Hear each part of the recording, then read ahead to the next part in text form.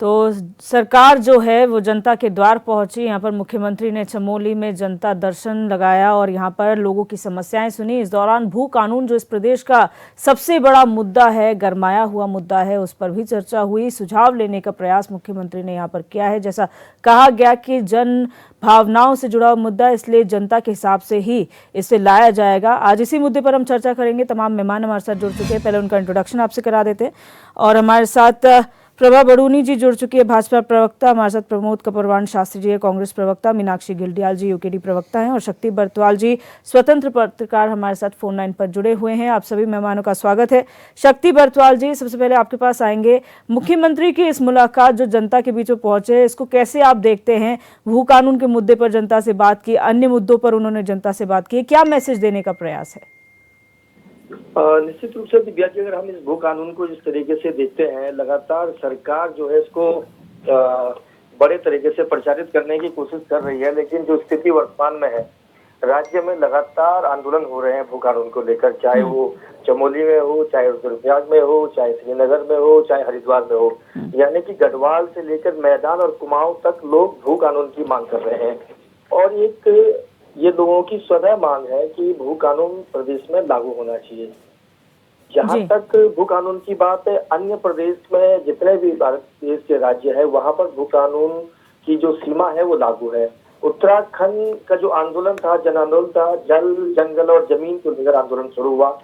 और आज भी लोग अगर राज्य बनने के 24 साल बाद सड़क पर आ रहे हैं, तो ये कहीं ना कहीं सरकार की नाकामी है। और मुख्यमंत्री जी ने बार बार कहा है, कैबिनेट में कई बार फैसले हो गए हैं, लेकिन वो फैसले कब लागू होगा?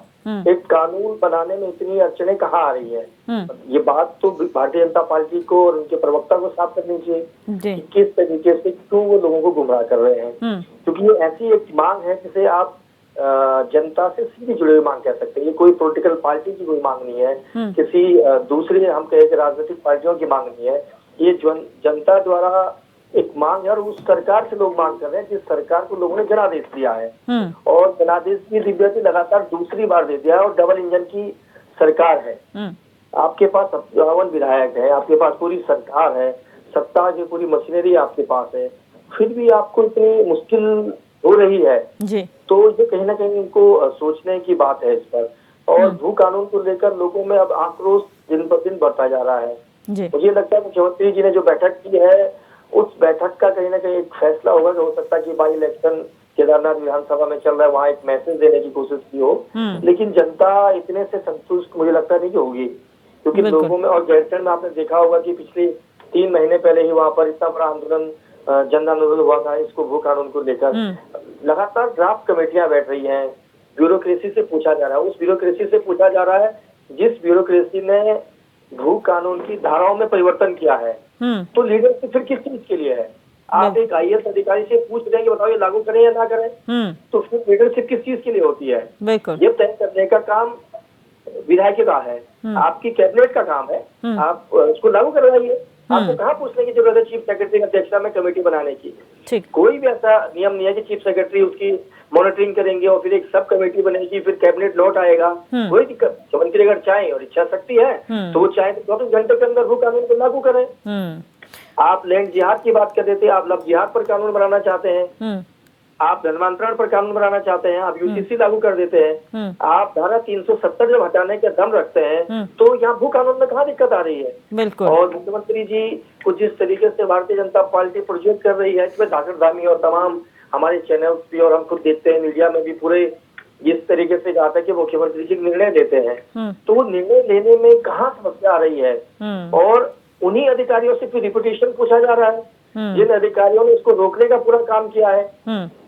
आप ये सोचिए कितनी ताज्जुब की बात है दिव्या जी कि पिछले 2 महीने पहले स्टेट की चीफ सेक्रेटरी का आदेश निकालती है और वो जिला अधिकारियों को कहती है कि 1 हफ्ते के भीतर सभी जिलाधिकारी राजस्व परिषद को अपनी रिपोर्ट देंगे कि किस किस नाम पर जमीनें हैं और जो जमीनें किसी के नाम पर नहीं है उसका भी ब्यौरा देंगे। आप ताज्जुब कर सकते हैं कि चीफ सेक्रेटरी का आदेश एक सिंगल नियम नहीं मान पा रहा है। तो जब जिला अधिकारी चीफ सेक्रेटरी का आदेश नहीं मान पा रहा है तो ये जवाब तो आप और हम और दूसरा आदमी तो नहीं दे पाएगा।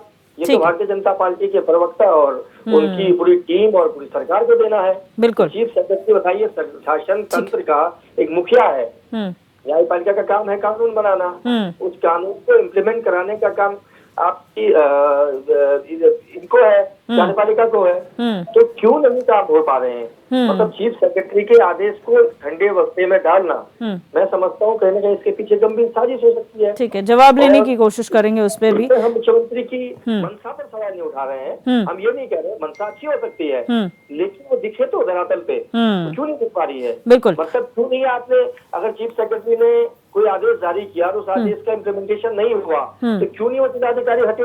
तो ठीक है, किस पर है? ठीक है, जवाब लेने की कोशिश करेंगे इस पर शक्ति जी। मीनाक्षी जी, यूकेडी लगातार इस मुद्दे को उठाती रही है और आपने कहा हम क्षेत्रीय दल है और हम क्षेत्र के मुद्दे उठाते हैं, वो राष्ट्र की राजनीति करते हैं। क्षेत्र के मुद्दे अगर हैं तो क्या आप इस बात से संतुष्ट हैं कि मुख्यमंत्री कम से कम गए जनता के बीच में और भू कानून को लेकर सुझाव तो ले रहे हैं?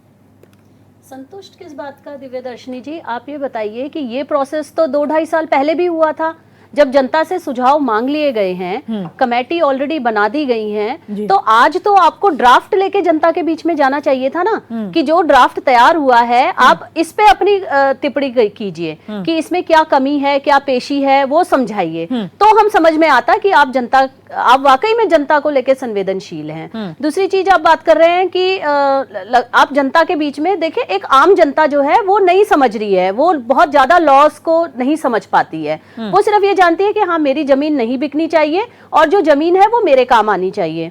तो आप जो लगातार जो सड़कों पे संघर्ष करते हुए लोग हैं, जो समितियां बनी हुई हैं, क्या आपने उनके साथ चर्चा की? या जो पॉलिटिकल पार्टीज हैं, जैसे हम लोगों ने भी बड़ी रैली की थी भू कानून को लेकर, लोग हमारे साथ हमारे समर्थन में भी आए थे, क्या आपने पॉलिटिकल पार्टीज के साथ आपने किया? ये भी तो आखिर राज्य की जनता ही है। दूसरा, आप भराड़ीसैंण में जाके बात कर रहे हो, क्या भराड़ीसैंण का एक अलग भू कानून लागू करना है क्या? जब आपने देहरादून की सारी जमीनें बेच दी, उस समय आपने किसी से चर्चा नहीं की।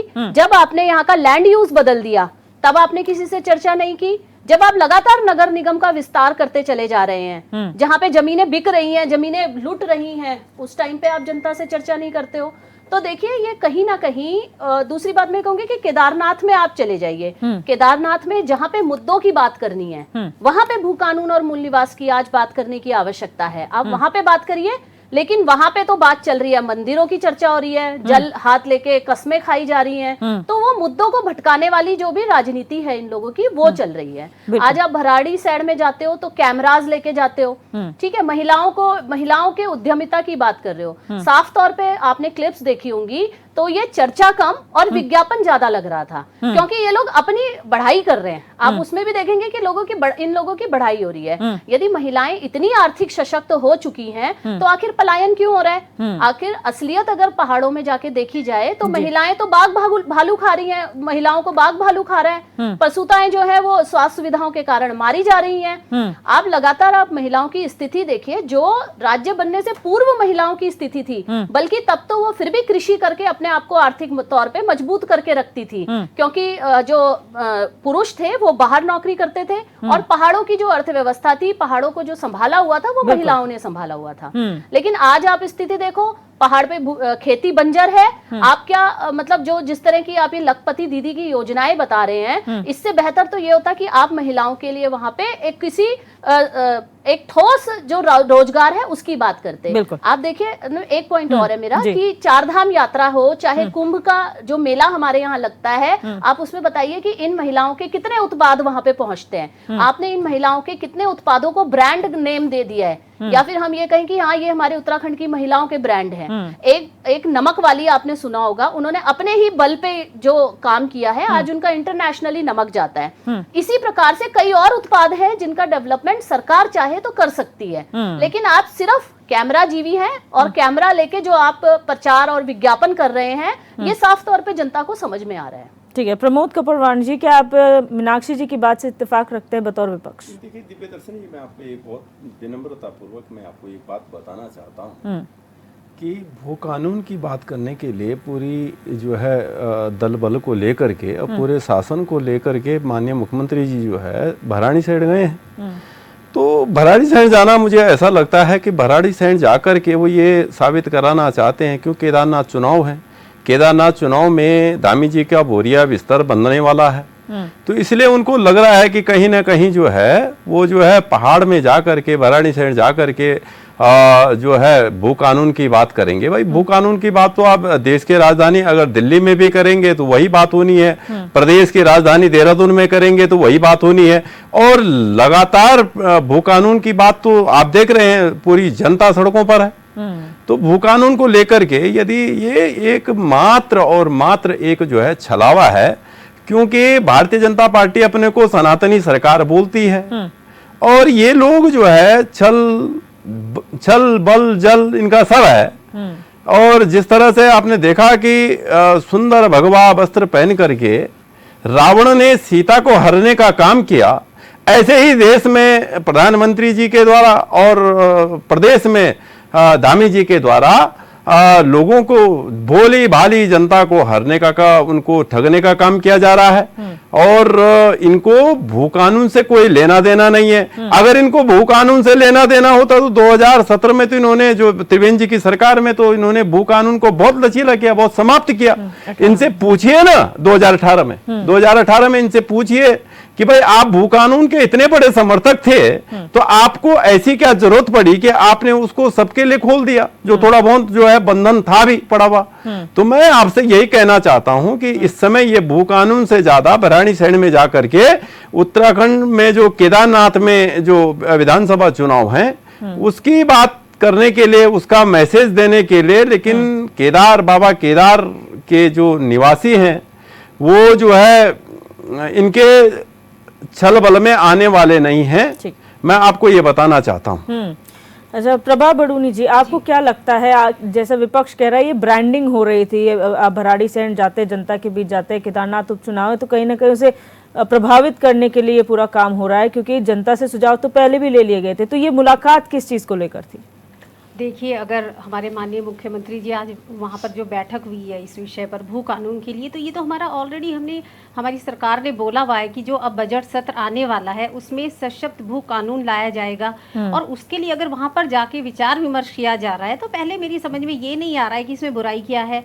अब आप इसको कह रहे हो कि केदारनाथ में चुनाव है तो इसलिए ये लोग वहाँ पर बैठक कर रहे हैं। आप ये देख लिए कौन से जिले में चुनाव हो रहे हैं और ये बैठक कौन से जिले में हो रही है, उसका चुनाव से क्या लेना देना है। और माननीय मुख्यमंत्री जी अगर वो देहरादून में भी बैठक करते तो भी उसकी हम कह सकते हैं कि उसके लिए सारे पत्रकार मीडिया वहां पर रहता है। गैरसैंण वो चले गए, वहां पर भी मीडिया जगह, उनको भी तो हमें बताना है ना, उनको भी हमने जानकारी देनी है। कोई बैठक हुई है तो हम तो ऑलरेडी संवेदनशील है, वो कितने इस मुद्दे के लिए संवेदनशील है ये चीज आप देख सकते हो। वो खुद ये चाहते हैं कि जल्दी से जल्दी इस विषय पर चर्चा हो। अगर हम उसके पीछे, अगर उस मुद्दे के लिए हम लोग संवेदनशील नहीं होते तो आज वहां जाके बैठक करना, उसके विषय में चर्चा करना। और आपको मैं बता दूं कि इसका ड्राफ्ट तैयार हो चुका है, जनता से हम कह चुके हैं जितना कड़ा भू कानून होगा वो लाया जाएगा और अगले बजट सत्र में ये चीज आप देख लेंगे। दूसरा, अभी मेरे कांग्रेस के साथी कह रहे थे कि सनातन के विरोधी हैं ये। अब मैं आपसे पूछना चाहूंगी कि आप लोगों ने सनातन के लिए क्या कर लिया है? आज आप केदारनाथ की जनता को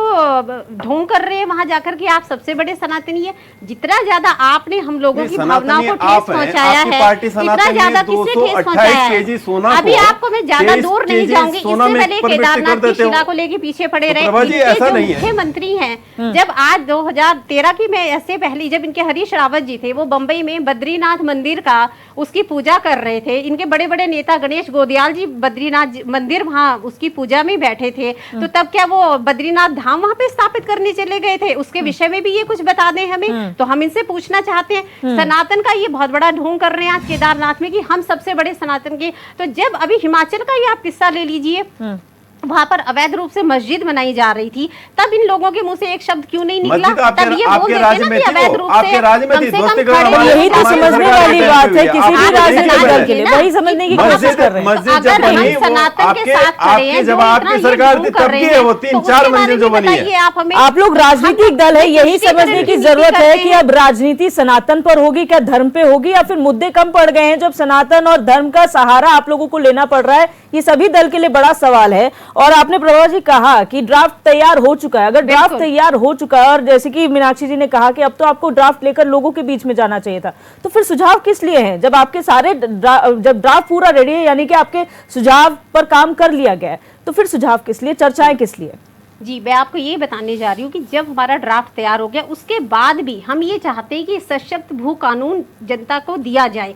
अगर कोई भी हम कानून बनाने से पहले अगर उसके जो उसमें अगर कुछ कमियां हैं उन पे भी चर्चा की जानी चाहिए। अगर कहीं से भी हमें अभी ये लग रहा है अभी उसको कानून का रूप नहीं दिया गया है तो अगर उस पर हम चर्चा कर रहे हैं, उसको गंभीरता से ले रहे हैं कि आने वाले समय में जब एक हम नया भू कानून लेकर आए उसके बाद हमारी जनता को, प्रदेश की जनता को किसी भी प्रकार की समस्या ना हो, तो इसमें दिक्कत कहाँ है? ये इसमें कौन सी मैं कहती हूँ समस्या है कि आप यहाँ पर क्यों चर्चा कर रहे हैं, आप देहरादून में चर्चा क्यों नहीं कर रही हैं? समस्या एक और है मैडम कि आप विपक्ष को साथ में लेकर नहीं चलते हैं उस मुद्दे के लिए। विपक्ष को प्रॉब्लम ये भी है, ये प्रॉब्लम नहीं है कि सिर्फ आप भराड़ीसैंण गए, विपक्ष को ये भी दिक्कत है कि आप लोग विपक्ष से सवाल जवाब नहीं करते हैं, सलाह मशवरा नहीं करते हैं और आप जनता के बीच तो जा रहे हैं लेकिन विपक्ष को साथ लेकर नहीं चल रहे। मैं आपको यही बताना चाहूंगी कि विपक्ष का ये मुद्दा हमेशा रहता है कि उनको नहीं बुलाया गया। इससे पहले भी राज्य की जनता के लिए, राज्य के हक में इतने कानून बने, यूसीसी कानून हम लेके आए, धर्मांतरण किसके लिए लेके आए? प्रदेश को बचाने के लिए, यहाँ के देवत्व देवभूमि की रक्षा के लिए।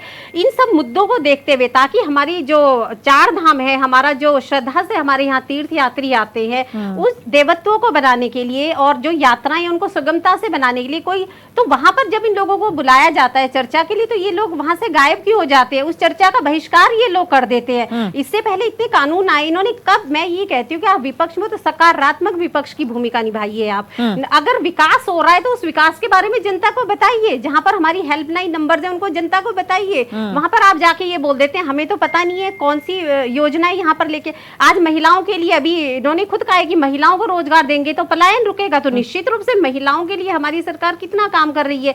अभी आप ये देख लिये स्वरोजगार योजना है, अभी होम स्टे, आपको मैं बताना चाहूंगी आंकड़े हैं 5000 वहां पे होम स्टे का रजिस्ट्रेशन हो चुका है। तो इससे क्या लोगों की आमदनी बढ़ेगी तो नेचुरल है कि उससे पलायन हमारा रुकेगा। महिलाओं के लिए स्वरोजगार दिया जा रहा है और जितनी भी मैंने आपको बताया कि उज्ज्वला योजना है, जो पानी है, हर घर बिजली है, तो क्या आप लोगों के शासन में ये संभव हो पाया था? या आपके पास ऐसी कोई सोच है या विकास की आप एक भी ऐसी आप सोच कहना चाह रही है मैम कि पहले या इस प्रदेश में पानी नहीं था या बिजली नहीं पहुंच रही थी? ये थोड़ा सा मानना संभव नहीं है। ठीक है, आगे भी हम चर्चा करेंगे लेकिन यहाँ वक्त तो चला एक छोटी सी ब्रेक का।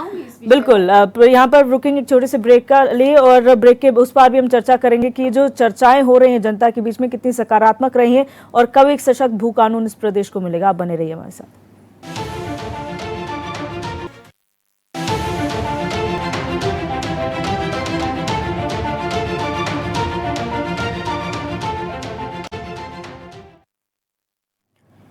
ब्रेक के बाद आप सभी का एक बार फिर से स्वागत है। लगातार चर्चा कर रहे हैं, सरकार जनता दरबार लगा रही है और इस जनता दरबार में लोगों की समस्याएं तो सुनी गई, साथ ही साथ भू कानून पर भी चर्चा हुई है। तमाम मेहमान हमारे साथ बने हुए हैं। मीनाक्षी गिल्डियाल जी, आप लोग कहते हैं ठीक है विपक्ष को साथ में नहीं लिया, अभी प्रभा जी ने जवाब दे दिया, जब आपको बुलाया जाता है आप लोग साफ इनकार कर देते हैं। कम से कम भराड़ीसैंण पहुंचे तो आप लोग ये भी आरोप लगाते सरकार कभी बैठने नहीं चाहती। अगर मुख्यमंत्री अपने दलबल को लेकर गए हैं, कम से कम अटेंशन तो मिल रही है।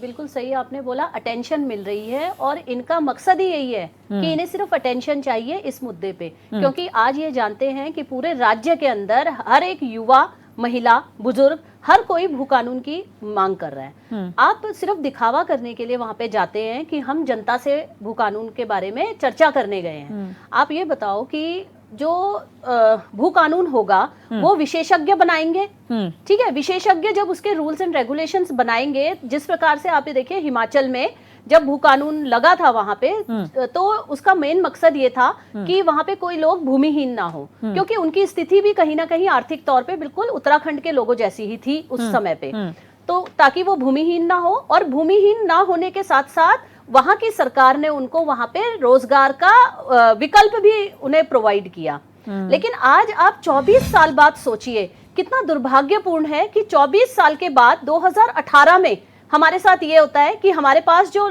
थोड़ा बहुत भू कानून था, हालांकि उसमें भी कई लूप होल्स थे, लेकिन जो भी था उसको भी आपने बिल्कुल खुलेआम खोल दिया, खुलेआम छूट दे दी। उससे पहले आपने अपने जो राज्य के लोग थे, जो यहाँ के मूल निवासी थे, उनका मूल निवास का अधिकार छीन लिया।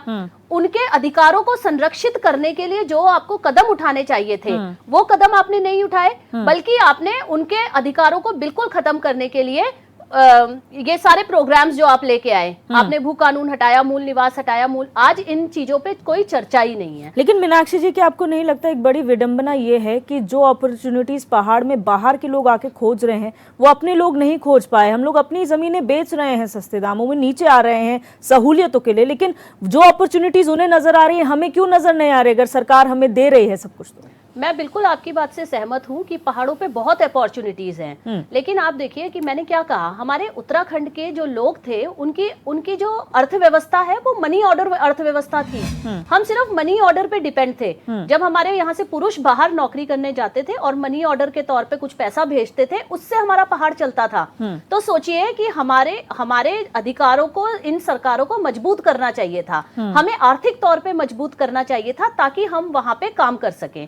आज हम बात कर रहे हैं कि बाहर से आए हुए लोग अपॉर्चुनिटी ढूंढ रहे हैं, लेकिन आप बाहर से आए हुए लोगों को उनकी सिचुएशन देखिए, उनको देखिए कि आर्थिक तौर पे कितने मजबूत हैं। वो यहाँ पे आके पहाड़ के पहाड़ खरीद सकते हैं, वो यहाँ पे बड़े बड़े रिजॉर्ट खोल सकते हैं, वो यहाँ पे जो हम माफिया वाली बात कर रहे हैं कि खनन माफिया जो है, भू माफिया जो है, इन सबका जो दबदबा जो है आज उत्तराखंड के अंदर बन गया है। तो हमारा देखिए सवाल तो यही है, सवाल तो यही है, सवाल तो यही है। क्षेत्रीय पार्टी अपने आप को बोलने दीजिए। आपने ये मुद्दे आपको तब दिखाई नहीं दिए आपकी पार्टी को? ये मुद्दे हमें लगातार जब से राज्य बना है ये मुद्दे हमें तब से मिल रहे हैं। क्षेत्र में भी काम नहीं कर पाए। बाकी आप तो, मेरे को तो लगता है आपको तो अपने अस्तित्व मुद्दा विहीन, विचारहीन तो मैं कह सकती हूं। देखिए भाजपा की अगर हम बात करें तो भाजपा जो है हमेशा से जनता के साथ छल करती आई है। भाजपा हमेशा जनता के साथ छल करती आई है और इसका एक उदाहरण जो है, इसका उदाहरण जो है जब 2000 में राज्य बना, जब 2000 में राज्य बना तो 26 संशोधनों के साथ अपंग एक उत्तराखंड राज्य इन्होंने हम लोगों को दिया। लेकिन इनके ही नेताओं ने क्या करा? प्रभा मैडम मैं दूसरी पार्टी में चले गए। ठीक है, मैं एग्री करती हूँ, मैं एग्री करती हूँ, कहीं से भी नहीं लेकिन लगता प्रभा जी आपको पता है, बातें करना, प्रभा जी आपको पता है, आराम से, लेकिन कोई फायदा प्रभा जी आप बात सुन लीजिए। मैं मानती हूँ कि हमने जो है भाजपा को समर्थन दिया था, लेकिन वो भी हमने इन्हीं क्षेत्रीय मुद्दों पे भाजपा को समर्थन दिया था। आप देखिए कि जब जनता ने उन्हें 36 सीटें देके सत्ता पे बिठाया तो हम लोग जो थे, हम लोग सिर्फ 4 विधायक थे हमारे यहाँ पे, तो हम लोगों के पास और कोई रास्ता नहीं था। लेकिन उसके बावजूद भी उत्तराखंड क्रांति दल ने मजबूती से अपने 9 बिंदु उनके सामने रखे थे और जब उन 9 बिंदुओं पे भाजपा सरकार ने काम नहीं किया तो वो हमने अपना समर्थन वापस भी लिया था। और जिस प्रकार से मैं बोल रही हूँ कि भाजपा छल करने में नंबर 1 है, वो छल की वो छल तो इन्होंने जब उत्तराखंड राज्य बना था, जब उत्तराखंड राज्य बना था, मैडम एक मिनट सुन लीजिए प्लीज मेरी बात सुन लीजिए। लेकिन जब उत्तराखंड राज्य पास की बात करने से कोई फर्क नहीं पड़ेगा, क्योंकि पास की बात हमें इसलिए करनी पड़ेगी, पास की बात हमें इसलिए करनी पड़ेगी क्योंकि हम लगातार देख रहे हैं कि भाजपा किस प्रकार से जनता को गुमराह कर रही है। और आज भी हम जानते हैं कि गैरसैंण जो है वो जनता का भावनाओं का मुद्दा है। वैसे जब इन्हें वहां पे जाना होता है तो ये विधायकों से साइन करवाते हैं कि हमें वहां ठंड लग रही है, लेकिन आज आप देखिए क्योंकि ये जानते हैं कि राज्य का जो युवा है, जो राज्य के जो लोग हैं वो भू कानून को लेके उद्वेलित हैं, तो आज ये वहां पे जाके उनकी भावनाओं के साथ खेल रहे हैं। ये बनाने के लिए सिर्फ भावनाओं के साथ खेला जा रहा है। शर्म की बात तो ये है, शर्म की बात तो ये है कि 24 वर्ष हो गए इस राज्य को और आज तक हमारे पास स्थायी राज्य नहीं है। ठीक है, चर्चा में वापस आते हैं। बहस का कोई मुद्दा नहीं है, बहस का कोई मुद्दा नहीं है। सरकारों के लिए शर्म की बात है। यहाँ पर सकारात्मक चर्चा के लिए हम लोग बैठे हैं। आप जानते हैं, अगर आंकड़ों की अगर मैं बात करूं, आंकड़ों की अगर बात करूं तो पलायन का आंकड़ा देख लीजिए, 1700 करीब गांव जो है गोस्ट विलेज बन गए हैं, गोस्ट विलेज बन गए हैं और वो भी बेसिक जो मैडम कोई तो मुद्दा उठाएगा ना। सरकार तक विपक्ष जनता की तो आवाज है, आप तक बातें पहुंचाने का काम है। अगर वो सरकार की हाँ में हाँ मिलाए तो विपक्ष कैसे हुए? शिक्षा कहाँ है, स्वास्थ्य कहाँ है, रोजगार कहाँ है, स्थायी राजधानी कहाँ है, बताइए। भू कानून कहाँ है? मुद्दे से नहीं भटक रहे हैं, मुद्दे से प्लीज आप लोग बहस मत कीजिए, सकारात्मक चर्चा करने हम यहाँ बैठे हैं। बहसबाजी आरोप प्रत्यारोप के लिए हम यहाँ पर नहीं बैठे, वो आम बात है हर डिबेट की। ठीक है, एक मिनट प्रमोद आप जी, इनसे पूछिए क्या ये उत्तराखंड के मुद्दे नहीं है ठीक जो है, मैं जिन बारे में बात कर रही हूँ? ठीक है, हम लोग एक सकारात्मक चर्चा करने के लिए बैठे हैं। आरोप प्रत्यारोप नहीं होना चाहिए। जो ठीक इन मुद्दों को हम कह रहे हैं कि इन बहुत मुद्दों पे तो हाई आप लोग लेवल बातें पे नहीं उठा कर रहे रही है। ठीक है। हाँ, कर इस रही है। प्रदेश योगी में सरकार ने पिछले नहीं माना। 24 वर्षों से कभी सरकार ऐसी है कांग्रेस तो जिन्होंने- कभी बीजेपी की सरकार रही है, दोनों ही दलों के समय पे ये काम नहीं हुए हैं। 24 साल के बाद भी आज हम यहाँ पर बैठे हुए हैं, 24वां स्थापना दिवस, 25 वर्ष में हम एंटर कर चुके हैं, फिर भी भू कानून की बात कर रहे हैं। कमियां दोनों सरकारों से हुई हैं तो दोनों को मानना चाहिए, उस पर सकारात्मक चर्चा होनी चाहिए आरोप प्रत्यारोप के सिवाय। प्रमोद जी, यहाँ पर कहा गया कि विपक्ष जो है हमेशा नकारात्मक राजनीति करता है, आपको तो प्रचार प्रसार करना चाहिए विकास का जो भारतीय जनता पार्टी कर रही है। आप उल्टा हर चीज में सवाल उठाते हैं, यूसीसी लागू नहीं हुआ उसमें आप सवाल उठाते हैं, धर्मांतरण कानून बनाते हैं उस पर आप सवाल उठाते हैं, तो आप सकारात्मक क्यों नहीं हो सकते किसी बात को लेकर? दिव्य दर्शन जी, मैं आपको एक बहुत स्पष्ट रूप में एक बात बताना चाहता हूँ कि कांग्रेस इस देश की प्रमुख विपक्षी दल है, प्रदेश के अंदर भी बहुत विपक्षी दल है। लोगों ने देखो, हमें उत्तराखंड के लोगों ने हमें जनादेश अपनी बात को उठाने का दिया। हमारे पास में उनके लिए नीति बनाने का, उनके लिए नियम बनाने का, उनकी सहूलियत के हिसाब से उनके लिए काम करने के हमें ताकत नहीं मिली। हमें जो है, हमें प्रदेश में हम विपक्ष के रूप में हैं और विपक्ष के रूप में एक विपक्ष के रूप में होते हुए एक सशक्त विपक्ष के रूप में कांग्रेस के लोग जब जब जहां जहां सरकार की कमियां होती हैं उसको उजागर करने का हम काम करते हैं।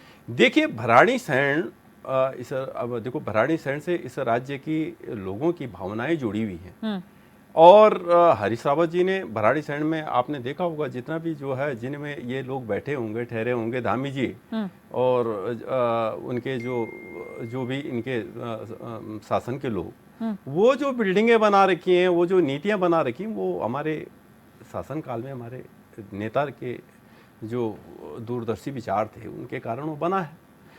लेकिन पिछली बार जब जो है मुख्यमंत्री जी पूरे दल बल के साथ में 2 दिन का वहाँ पर जो है सत्र लगाते हैं, तो वो विधायकों की सिर्फ और सिर्फ इस राज्य के, जो राज्य इस समय जो है तनख्वाह देने के लायक, जिसके पास पैसा नहीं है, लेकिन वो उन पूर्व विधायक और विधायकों का वेतन भत्ता बढ़ाने का काम करते हैं और वहां से जो है जनता को वो ठेंगा दिखाने का काम करते हैं। तो मैं इसलिए जो है भराड़ीसैंण जैसे पवित्र स्थल पे इसलिए जो है मुख्यमंत्री की जो काम करने का जो मुख्यमंत्री वहां गए हैं, इसलिए उनकी जो इच्छा शक्ति है उस पर इसलिए जो है प्रश्न चिन्ह उठ रहा है कि कहीं ऐसा ना हो कि फिर जो है वो कहीं अपने ही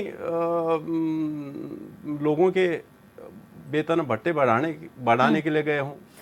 तो मैं ये कहना चाहता हूं, देखो, भू कानून आप कह रहे थे कि दोनों सरकार, निश्चित रूप में भारतीय जनता पार्टी और कांग्रेस की इस राज्य के अंदर सरकार रही है, लेकिन हमारे टाइम पे सरकार ने 500 गज और 250 गज का प्रावधान किया था। देखिए, यहाँ अब पे मैं 250 आपको गज और रोकना चाहूंगी, 500 गज का नहीं, आपकी देखो सरकार ने प्रभा किया जी, था, अब उसको कड़ा बनाते प्रभा जी, हुए हमारी देखो, सरकार ने 250 आपका गज किया समय था आएगा, उसको। आप जरूर बोलिएगा, 250 आप जब मीटर आप हमारी जरूर बोलिएगा, 2018 में 2018 आप का बोलिएगा, मैडम लेकिन 2018 में क्या हुआ? देखो, आपकी बात जब आप कह रहे थे तो मैंने आपसे कहा नहीं है, देखो मैंने आपकी बात में बीच में कहा नहीं, आपका टर्म आएगा, आप बोलिए जो भी आपको बोलना होगा। लेकिन मैं ये कहना चाहता हूँ कि कांग्रेस ने जो हमारी पूर्व सरकारें रही, हमने उसमें राज्य के लिए भू कानून लाने का प्रयास किया और किया प्रयास, जो उसमें जिसमें त्रिवेंद्र जी ने उसको जो है समाप्त करने का काम कर दिया। त्रिवेंद्र जी भारतीय जनता पार्टी के मुख्यमंत्री थे। तो उस मैं ये कहना चाहता हूँ कि अब जो जितना बचा हुआ, अब आप कह रहे थे कि प्रदेश के लोगों के अंदर उतनी, अब मैं आपको बताना चाहता हूँ कि प्रदेश में जो है इस समय जो हमारे नदी नाले हैं, जो हमारे खाले हैं, जो हमारे पहाड़ हैं, वो अब मैं अभी मैं ये जो पितृपक्ष में मैं बद्रीनाथ गया हुआ था, तो जितनी बड़ी बिल्डिंगें हैं सब गुजरात के लोगों ने आकर के बनाई हैं। तो इस प्रदेश को बेचने का काम भारतीय जनता पार्टी ने किया। मैं आपके चैनल के माध्यम से कह रहा हूं और मैं समझता हूं सारे लोग सुन भी रहे होंगे। औने पौने दामों में हमारी जमीनें, देवप्रयाग में देखिए आप, देवप्रयाग में इतना बड़ा रिसोर्स बन गया, इतना बड़ा जो है औने पौने दामों में हमारे औने पौने दामों में देने का काम किया। आप कौन से भू कानून की बात कर रहे हैं? अब जब जो है आपने सारा बेचने का काम किया, आज जो है हमारे नाले आपने बेच दिए, आपने हमारे खाले बेच दिए, हमारे आज पहाड़ बेच दिए। ये आप बताएं ना, सभी को आप स्पष्ट बताएं। होना चाहिए कि सरकार का काम जनता का हित करना है, किसी पर एहसान नहीं किया जा रहा है। आप जनता के हितैषी हैं, आप जन सेवक हैं, जो आप लोग कहते हैं लोक सेवक हैं, आप लोगों का फर्ज बनता है। ये तो पैसा सरकार कांग्रेस की है, इसीलिए तो दिए वहाँ पे मैडम, थोड़ी दिए हैं कि भाई आप अपना जो है वेतन एक मिनट प्रमोद जी, सरकार जो काम करती है इस प्रदेश में या देश में, वो जनता के पैसे जो टैक्स जनता देती है उससे काम हो रहे हैं और जनता के लिए काम हो रहे हैं। लोक सेवक आप लोग हैं तो कोई एहसान नहीं है सरकार ये बताने का। हाँ ठीक है, वो आपके कार्यकाल में हुआ है या कांग्रेस के कार्यकाल में हुआ, वो श्रेय आप लोग लेते हैं, लेकिन ये आपकी रिस्पांसिबिलिटी नहीं कर रहे। आपने कहा कि इसे प्रमोद जी, लेकिन इस बात से तो आप इत्तेफाक रखेंगे। मैंने आपसे ये कहा कि भाई जो जितना भी था, जितना भी भू कानून था उसको 2018 में समाप्त कर दिया। लेकिन आप इस बात से तो इत्तेफाक रखेंगे कि ये पहली बार ऐसा हुआ है कि किसी एक सरकार को 2 बार मौका मिला है, लेकिन इससे पहले तो एक बार कांग्रेस, एक बार बीजेपी, एक बार कांग्रेस, एक बार बीजेपी। तो आखिर वजह क्या है कि जनता इस बार आप लोगों को चुन ही नहीं रहे, जनता आप लोगों पे विश्वास नहीं जता रही है, जबकि आप मुख्य विपक्षी दल छल बल है, जन बल है, धन बल है, तमाम तरह की चीजें हैं जिससे कि जो है भाई मैंने आपसे क्या कहा, अब मैं आप कहूंगा, आप कहोगे कि सनातन विरोधी हैं, आप सनातन की बात लेके आ जाते हैं। जब छल बल के साथ में इसमें जो है धन बल के साथ में, श्रद्धा बिल्कुल कंप्लीटली अलग मैटर है मैडम, उससे कि कोई राजनीतिक दल ये है वो अच्छी बात है, वो थोड़ा संवेदनशील मुद्दा है, वो थोड़ा संवेदनशील और थोड़ा डिफरेंट मैटर है, उसको बाद में चर्चा करेंगे, लेकिन मुद्दों की कमी नहीं है यहाँ पे। जब प्रमोद जी, आप लोगों की भी जीत करके आता है तो उसका एक ही धर्म होता है, वो होता है राजधर्म। उसका ना हिंदू होता है ना मुसलमान होता है, बल्कि उसका धर्म है राजधर्म। बताओ विपक्षी दल भी आप लोग सामने नहीं आ पा रहे। किसी समय पर कांग्रेस अपना वर्चस्व रखती थी, आज मुख्य विपक्षी दल भी आप लोग अपना वर्चस्व नहीं रख पा रहे। मैं आप हम तो आपसे मैं जब भी आप मेरे से पूछते हैं तो मैं कहता हूँ कि अगर हमारी कमियां रही तो हमें लोगों ने नकारा है ना, लेकिन जिनको चुना है वो तो कम से कम प्रदेश के हित में काम करें, ठीक है, जनता के हित में काम करें। ठीक है, आप ये बताएं ना, आप आराम से मैडम, एक तोड़ने का काम करती है, देश को बांटने का काम क्या करती है। मुख्यमंत्री जी भरानी सेन अपनी तनख्वाह से गए हैं क्या? भाई आप जो है इस प्रदेश का आप प्रदेश का आपको जो है कानून लाना था, इतनी बड़ी विधानसभा तो हमने बना के दे रखी है ना भाई, वो तो हमने बना के दे रखी है आपको, यहीं बैठ करके आप कर देते हैं। आप लाखों करोड़ों रुपए वहाँ जो है सिर्फ विचार विमर्श का हम पे लगाएंगे तो ये प्रदेश की जनता अगर नहीं जाते सर, बुरा विपक्ष को लगता ना, नहीं जाते तो विपक्ष आवाज उठाता कि आप कम से कम कुछ बैठक ऊपर भी कर लीजिए जब वहाँ भी विधानसभा बनी है, तो ये विपक्ष भी सवाल उठाता ना सर। नहीं दीपेंद्र सर, हम तो निश्चित रूप में सवाल उठाता, लेकिन जब आप 2 दिन का सत्र करते हैं और अपने वेतन बढ़ा करके आ जाते हैं तो क्या आप जो है विपक्ष को प्रॉब्लम है, आप अगर वो बताएं गांव में नहीं जाते तो भी प्रॉब्लम है। आप अच्छा फिर आप जो है ठीक है, मैं आगे बढ़ रही हूं, लेकिन केदारनाथ चुनाव में ठीक है, शक्ति बरतवाल जी, शक्ति बरतवाल जी, ठीक है, शक्ति बरतवाल जी, अगर आप मुझे सुन पा रहे हैं, आपने अब पूरा चर्चा सुन ली है और सभी के सुझाव, सभी की बातें भी सुनी है, प्रश्नों के जवाब सुने हैं, क्या लग रहा है ये केदारनाथ उपचुनाव सेंट्रिक ये जो बातचीत हुई है, चर्चा हुई जनता के साथ, वो है, या फिर मुख्यमंत्री जी मैसेज देना चाहते हैं कि डिले हो रहा है लेकिन देर सवेर आ ही जाएगा भू कानून? बरतवाल जी,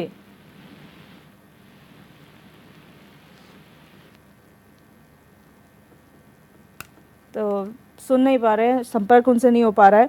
प्रभा जी, ठीक है, आप कहते हैं, लेकिन आप विपक्ष की बातों को नकार नहीं सकते हैं मैडम। जब आप कहते हैं विपक्ष अगर कोई मुद्दा उठाता है, चाहे कोई भी मुद्दा उठाए, उनका संशय दूर करना सरकार का काम है, अगर उनको कहीं संशय है। लेकिन आप ये कहें कि विपक्ष मुद्दा विहीन है, ऐसे कोई मुद्दे ही नहीं है, भटकाने की कोशिश कर रहे, तो मैम विपक्ष तो फिर इसका मतलब जीरो हो गया।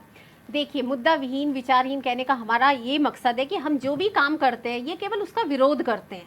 अगर आपका कोई नया एजेंडा है, आप हमारे समक्ष लेके आइए। अगर हमने राज्य में सबसे बड़ा नकद विरोधी कानून लेकर आए हैं तो उसका विरोध करते, जबकि देश का पहला राज्य बनाए। आज हमारे राज्य में बड़ी बड़ी योजनाएं आ रही हैं, बड़े बड़े आप देखिए हेली सेवाएं यहाँ पे शुरू हो गई हैं। ऐसे हम कह सकते हैं रेलवे लाइन यहाँ पे बिछ रही है, जो कि हमें उत्तराखंड को एक अग्रणी राज्य की तरफ ले जाना है, क्योंकि 21वीं सदी है और हमारे माननीय प्रधानमंत्री जी ने पहले कहा है कि यह दशक उत्तराखंड का है। तो हमें विकास भी करना है, हमें अपनी विरासत विरासत को भी बचाना है। तो हम इन दोनों चीजों का बैलेंस बनाकर चल रहे हैं। तो मैम लेकिन अगर जब सब विकास तारीफ की करते बात रह आती है, जाएंगे, तो इनको वो विकास कहीं नहीं दिखाई देता है। लेकिन मैम अगर सब तारीफ करते रह जाएंगे तो कमियां कौन गिनाएगा? कमियों पे आप काम कमियां कैसे किया गिनाइए, जाएगा? लेकिन उन कमियों का भी कुछ आधार होना चाहिए ना। हम काम कर रहे हैं तो ये उन्हीं कामों में इनको कमियां दिखाई देती है। आप कुछ ऐसी बात बताइए ना हमें कि ये काम नहीं हुआ है। हम जो अच्छा काम कर रहे हैं उनको उसी काम में कमियां क्यों? वो भी तुष्टीकरण से प्रेरित हैं। अगर आप उनको देखिए, इनको उन्हीं हमारे पहाड़ में मतलब कहते हैं बेटियों की सुरक्षा की बात करते हैं, लेकिन आज केदारनाथ की बात ले लीजिए, बाहर के लोग आके वहां पे अपना उद्योग लगाते हैं, बिजनेस करते हैं। वहां के स्थानीय लोगों ने जब इसका बहिष्कार किया तो ये उनके साथ क्यों खड़े हो जाते हैं? इनकी संवेदनाएं, सिंपैथी सब उनके साथ आ जाती है। तो ऐसा क्यों है कि कोई ये सेलेक्टिव क्यों है? Why they are not collective? मेरा कहने का ये मतलब है होना चाहिए, इनको ऐसे होना चाहिए। शक्ति बरतवाल जी एक बार फिर हमारे साथ जुड़ चुके हैं। शक्ति जी, अगर आप मेरी सुन पा रहे हैं तो मैंने आपसे सवाल किया था कि आपने सभी के जवाब यहाँ पर सुने, आपको क्या लग रहा है, केदारनाथ उपचुनाव एक रीजन है इस चर्चा का, या फिर मुख्यमंत्री अपनी ओर से मैसेज देना चाहते थे कि आप लोग धैर्य रखिए, देर सवेर आ ही जाएगा भू कानून? निश्चित रूप से दिव्या जी, अब धैर्य का एक सीमा होती है और प्रतीक्षा। मुझे लगता है कि लोग जिस बात को कह रहे हैं और जो बात को भटकाया जा रहा है, मेरा ये सीधा सा जो डिमांड लोगों की है, भू कानून को लेकर लोगों को आंदोलन क्यों करना पड़ा? पहली बात तो ये है, ये सरकार किसके लिए है? जनता द्वारा चुनी हुई सरकार जनता के लिए है, और जनता अपनी जमीन मांग रही है, दूसरी की जमीन नहीं मांग रही है। जनता ये कह रही है कि हमारा राज्य है, हमारे लोगों ने शहादत दी है इस राज्य के लिए, और ये राज्य के संसाधनों पर पहला हक हमारा है। अगर वो नहीं चाहते हैं कि हमारी जमीनें कोई बाहर का व्यक्ति खरीदे बिना उनसे पूछ के या बिना किसी पॉलिसी के, तो इसमें समस्या कहाँ सरकारों को आ रही है? तीसरी बात, जो बगल का पड़ोसी राज्य हिमाचल है, हम बार बार ये कहते थे जब राज्य बन रहा था, राज्य गठन के दौरान, कि हिमाचल की तर्ज पर उत्तराखंड का विकास होगा और उत्तराखंड में हिमाचल की पॉलिसी लागू होगी। जो ये उद्योगों के नाम पर 2018 में उत्तराखंड की जमीनों को बेचने का जो षड्यंत्र सरकारों ने किया, उसे रोकने की लोग अब मांग कर रहे हैं। आज भी ऐसा नहीं है कि हिमाचल में कोई उद्योग धंधे नहीं है, हिमाचल में भी उद्योग धंधे हैं, लोग कारोबार कर रहे हैं, लेकिन वहां पर सीधा है कि कोई भी व्यक्ति, बाहर का व्यक्ति अगर वहां जमीन खरीदता है तो 51% का मालिकाना हक हिमाचल के व्यक्ति पर होगा, चाहे वो टाटा खरीदे चाहे वो बिरला खरीदे। जिस दिन वो अपने कारोबार को वहां से समेटेगा, अपने धंधे को बंद करेगा, उसका मालिक ऑटोमेटिक हिमाचल का भूमिहर, हिमाचल का व्यक्ति हो जाएगा। यही मांग हम उत्तराखंड में कर रहे हैं। हम ये नहीं कह रहे हैं कि यहाँ पर टाटा का इंस्टीट्यूट नहीं खुलना चाहिए, यहाँ पर महिंद्रा नहीं खुलना चाहिए, यहाँ पर बड़ी मल्टीनेशनल कंपनी नहीं आनी चाहिए। उनका स्वागत है, अभी तो रोजगार जनरेट होगा। ये भरमाया जा रहा है भारतीय जनता पार्टी की तरफ से लोगों को कि भाई इससे उद्योग धंधे कैसे लगेंगे अगर जमीनें नहीं बिकेंगी। आज देखिए हमारे पहाड़ी प्रदेश में कई ऐसे गांव हैं जहां आज भी सड़क इसलिए नहीं पहुंच पा रही है कि पर्यावरण की क्लियरेंस नहीं है। आप कह रहे हैं एनजीटी का डंगा है, वहां एनजीटी के चक्कर में लोगों को सड़क नहीं मिल पा रही है, और यहाँ आप 5 स्टार होटल को क्लियरेंस दे रहे हैं एक ही रात में। ये कैसा दोहरा मापदंड है आपका? तो लोगों में इस बात को लेकर आक्रोश है। लोग ये कह रहे हैं कि हिमाचल की तर्ज पर पॉलिसी करे। इसमें गैरसैंण में सरकार को मंथन करने की कहाँ आवश्यकता हो रही है? इसमें जो भू कानून, ऐसा नहीं है कि नहीं बना हुआ भू कानून, जब एनडी तिवारी जी के टाइम पे भू कानून आया था, उसके बाद उसमें कुछ इम्प्लीमेंटेशन हुए, खंडूरी जी ने उसको सशक्त करने की कोशिश की और उसको थोड़ा मजबूत किया। उसके बाद जब 2018 में उसकी 2 धाराओं में परिवर्तन कर दिया गया और सिंगल विंडो खोल दिया गया बाहर के लोगों के लिए, जिसमें से पहाड़ों की लाखों एकड़ जमीनों को लोगों ने अपने कब्जे में ले लिया किस चीज में? कि हम एग्रीकल्चर, हॉर्टिकल्चर के क्षेत्र में काम करेंगे, लेकिन पता लगा कि वहां लोगों ने अपने 5 स्टार होटल, अपने रिजॉर्ट बना दिए, अपने ऐशगाह बना दी। बारे में लोगों की नाराजगी है, और लोग ये नहीं कह रहे उद्योग धंधे नहीं लगने चाहिए। इस बात को क्लियर कर दूं मैं, भारतीय जनता पार्टी की जो प्रवक्ता कह रही है उन्हें अभी कंसेप्ट भी क्लियर नहीं है। यहाँ पर इस बात पर जोर दिया जा रहा है कि जो मालिकाना हक है वो उत्तराखंड के व्यक्ति के नाम पर रहेगा। कारोबार करने में कोई समस्या नहीं है। कोई व्यक्ति अगर कोई कारोबार करना चाहता है, यहाँ पर जो है ताज होटल खुलता है तो उसमें हजारों लोगों को रोजगार मिलेगा, लेकिन उसका भैया 51% का मालिकाना हक उत्तराखंड के व्यक्ति का होगा जिसकी वो जमीन है, खरीद नहीं सकता। यही तो लोग मांग कर रहे हैं, लोग ये कह रहे हैं, यही मांग है। इस मांग को करने के लिए आपको गैरसैंण में पिकनिक करने की आवश्यकता कहाँ पड़ रही है? आप जाते और चतुर्थ जो मुख्य सीएम के लिए बना हुआ है सचिवालय में, जिसमें कानूनों को बनाना है, इम्प्लीमेंटेशन करना है। आप जाकर कैबिनेट नोट बुलाते, आपके कैबिनेट मिनिस्टर आते और एक कैबिनेट नोट जारी होता और आपका कानून बन जाता। उसको विधानसभा में आप ध्वनिमत से पास कराते, आपकी सरकार है, कौन रोक रहा था? 30 दिन के अंदर जो है गवर्नर हाउस से नोटिफिकेशन जारी होता और देश का एक नया कानून बन जाता, प्रदेश के लिए कानून बन जाता, उत्तराखंड का अपना भू कानून बन जाता। न तो आपका आंदोलन होता, न आपका विरोध होता। तो ये दिक्कत कोई जनता द्वारा, विपक्ष द्वारा क्रिएट की हुई दिक्कत नहीं है। ये समस्या तो सरकार की समस्या है। आप लोग मांग रहे हैं, आप तक लोग बोल नहीं रहे थे इस मुद्दे पर, आज लोग बोल रहे हैं। तो आप कह रहे हैं सिंपल सा प्रोसेस है, लेकिन उसे कॉम्प्लिकेट किया जा रहा है। मैं कह रहा हूँ, इसमें कॉम्प्लिकेट इसलिए किया जा रहा है कि इसमें आप इतना माइलेज देना चाहते हैं। जब आपको कानून बनाना है और आपने एक मंशा बना दी है, तो ड्राफ्ट कमेटी, वही ड्राफ्ट कमेटी आपकी बार बार बैठ रही है, जिस ड्राफ्ट कमेटी ने 2018 में उत्तराखंड के भू कानूनों में 2 धाराओं को जोड़ दिया कि कोई भी बाहर का व्यक्ति कारोबार के नाम पर, किसी के नाम पर जमीन खरीद सकता है। उन 2 धाराओं में परिवर्तन होना है, कोई कानून में भी बहुत बड़ा परिवर्तन नहीं होना है।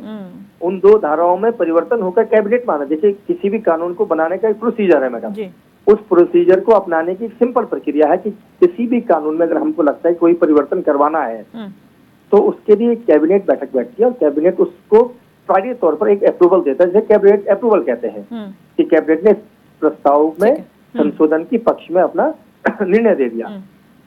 उसके बाद वो संबंधित मंत्रालय को जाता है, जिस विभाग का वो मामला है। यानी कि भू कानून है तो रेवेन्यू को जाएगा, रेवेन्यू डिपार्टमेंट से उसको बनने के बाद विधानसभा में सत्र, आप विशेष सत्र बुलाइए और उस विशेष सत्र में उसको आप जो इम्प्लीमेंटेशन हुआ है उसको आप लेकर आइए, और उसको, मुझे नहीं लगता कि कोई विपक्ष का विधायक उसका विरोध करेगा उस भू कानून का। ठीक है। तो आपने जैसे ही आप स्पेशल सेशन बुलाएंगे, उस स्पेशल सेशन में आप उसको पारित करवाएंगे और गवर्नर हाउस के यहाँ उसको अप्रूवल के लिए भेज देंगे। गवर्नर भी आपके बैठे हुए हैं, तुरंत जो है उसको अप्रूव कर देंगे और देश का कानून बन जाएगा। धामी जी के पोस्टर विपक्ष या जनता को भी लगाने पड़ेंगे अगर भू कानून मिलता है तो। ठीक है, मैं फाइनल कमेंट की ओर बढ़ूंगी। धामी है और अच्छा निर्णय लिया है। अगर कोई अच्छा काम होता है तो उसकी समालोचना हो सकती है, उस पर प्रतिक्रिया हो सकती है, लेकिन उसकी आलोचना तो नहीं होगी। ठीक है, मैं फाइनल कमेंट की ओर बढ़ूंगी और मीनाक्षी गिलडियाल जी शॉर्ट में फाइनल कमेंट आपसे लूंगी। देखिए दिव्यदर्शनी जी, जब बात आती है कि विपक्ष सिर्फ निराधार आरोप लगाता है, तो मैं ये कहना चाहूंगी कि जब उत्तराखंड के विलेजेस की अगर हम बात करें, तो आप देखेंगे कि वहाँ पे जो खेती है लोगों के पास, अगर वहाँ पे 2 चीड़ के पेड़ भी उनके खेत में उग आते हैं, तो वो जमीन, वो उन पेड़ों को काट नहीं सकते हैं। अगर उन्हें अपना चूल्हा जलाने के लिए फॉरेस्ट से कोई लकड़ी चाहिए, तो वो लकड़ी लेके आ नहीं सकते।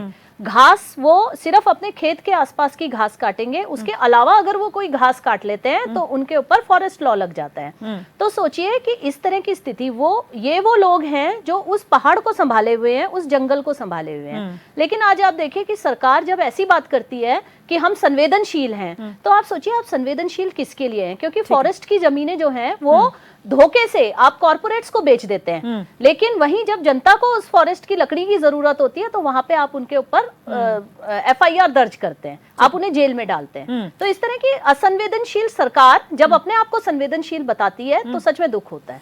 प्रमोद जी शॉर्ट में फाइनल कमेंट। दिव्यदर्शनी जी, हम तो ये कहना चाहते हैं कि उत्तराखंड का जो भू कानून हो वो हिमाचल नहीं बल्कि हिमाचल से भी अच्छा हो।